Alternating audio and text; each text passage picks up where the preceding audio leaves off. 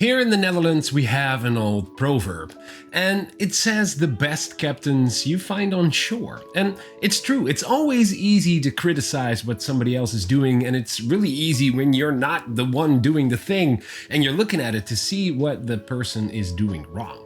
And so today we're gonna flip the tables, and I'm going to be critiquing my own role.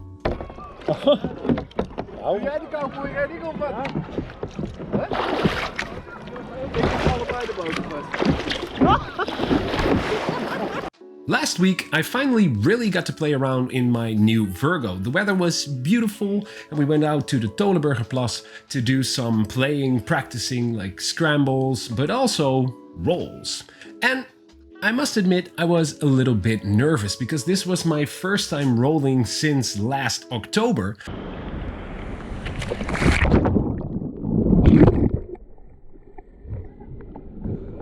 And my second time ever rolling a sea kayak, and my first time ever rolling the Virgo. So I was a little bit on edge, but I must admit the Virgo, it rolls like a dream. It rolls perhaps even easier than my B2, my Piranha B2. So that was a real shocker to me. I thought it would be a little bit different or more difficult, but it actually wasn't. So let's look at the footage, break it down step by step, see where my mistakes are and where I can make some improvements. Alright, so let's just first run the clip of my roll.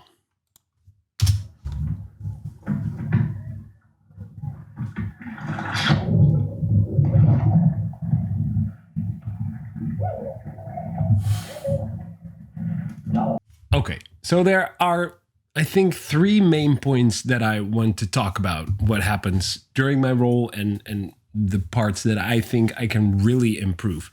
So the first big one is my underwater composure and the fact that I flip and within, what's the clip's length?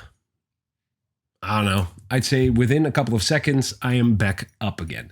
Well, and of course that is a great skill to have in a whitewater or a real like problematic situation. But when you're practicing like this and practicing your rolls, I think it's also really good to be able to stay underwater for a little bit longer. And I know that I sort of panic as soon as I flip and as soon as I get underwater.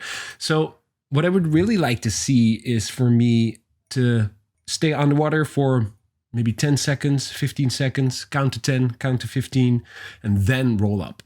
Another big thing that I'm seeing right away, if I pause it on this frame right here, you can see it really nicely on this frame. I come up head first. It's not that bad because my hip snap is pretty okay, I think. And when you're trying to roll and trying to roll up, you actually want your head to come out last and you want your hips to do all the work, because as soon as you try and flip back over, I must say, head first, so trying to pull your head out, you might be able to do that by pure strength, but it will never be an easy roll, just because the fact that your body and your head wants to go up, but your boat is still on its edge, right? And this is really difficult because once you're upside down and you want to get back up, well, the first like human instinct is to get your head out of the water because you want to breathe, right? So as soon as you try and flip up, it's like, I want to get my head out. So that is something that you have to practice and you really have to pay attention to. And there are a couple of things that you can do. And I would really like to see myself try those things a little bit more, and that is just like keeping your ear, on your wet shoulder as soon as you flip up, because if you're upside down like this, well, you can't really come up with your head first, and just try to lay back a little bit more because I am pretty upright. Let's take a real quick look at another roll that I did.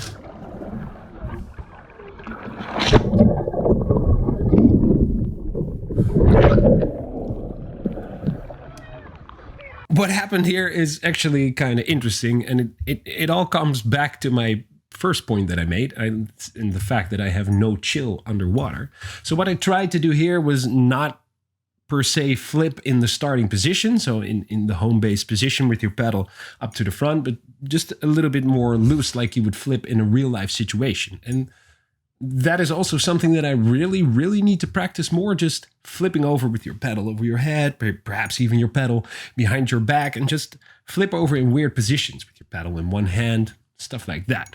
So I tried to do that over here. And as you can see really clearly, the first time I tried to make my roll, my paddle wasn't in the correct position, and I yank down on my pedal and nothing happens, and it just slices through the water. So that really means that I wasn't in the proper setup position.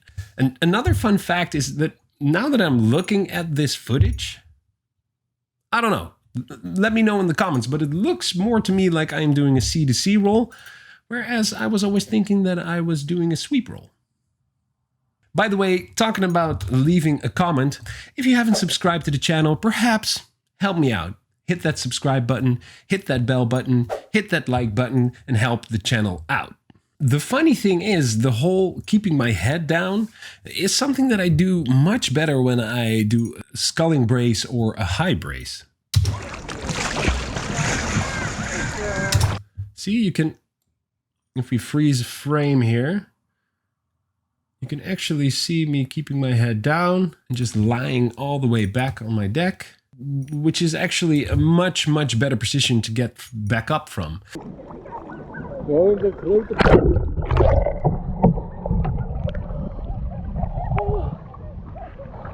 And it's not only my underwater chill, it's also the way I roll just in general. I am so rushed, so it's just all raw power. It's not a fluent motion, which makes it much easier to roll up.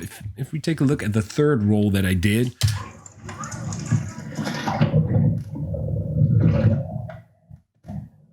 I just yank on the pedal. It's not a fluent motion. It's not graceful. It's pure by power. And that is something that I really would like myself to work on. It's just like chill. Take your time, roll up, do it fluently. That way it's much easier. It takes less strain from your shoulder. It takes less energy, and it becomes just much easier to roll up. In the end, I am still super proud of my rolls and the fact that I am still able to roll after almost half a year of no rolling. But I think my three biggest takeaways from this are that I need to work on my underwater composure, just the fact that I need to chill more underwater. Before I roll up, take 10 seconds, 15 seconds, 20 seconds, I don't know, perhaps even longer, and just relax, calm down, then get into the setup position and then roll back up. And that brings me to my second point, is that I also need to relax in doing the roll itself. Let my hip snap and my pedal do the work, and not just yank on the pedal and get back up by pure power and propelling myself out of the water. So taking my time and really properly executing the technique. And last but not least, keep my head down. So really try and take my body and my head out of the water last. Again, so I can let my hip snap and my pedal do the work for me and not get back up by just pure strength. And fourth, sort of as a bonus point, what I really like to practice is just going over in different, configurations. Going over in different ways, like with my pedal above my head, behind my back, and just practice getting into that setup position. But I think before I can do that properly, I really need to work on just being relaxed underwater. There you have it, paddlers. I still have a lot to improve and I still have a lot to learn, but I just can't wait, now that summer is here, to get out more, swim more, and just mess around with my boat in the water. So I'd like to thank you all for watching, and I hope to see you underwater soon. And don't forget,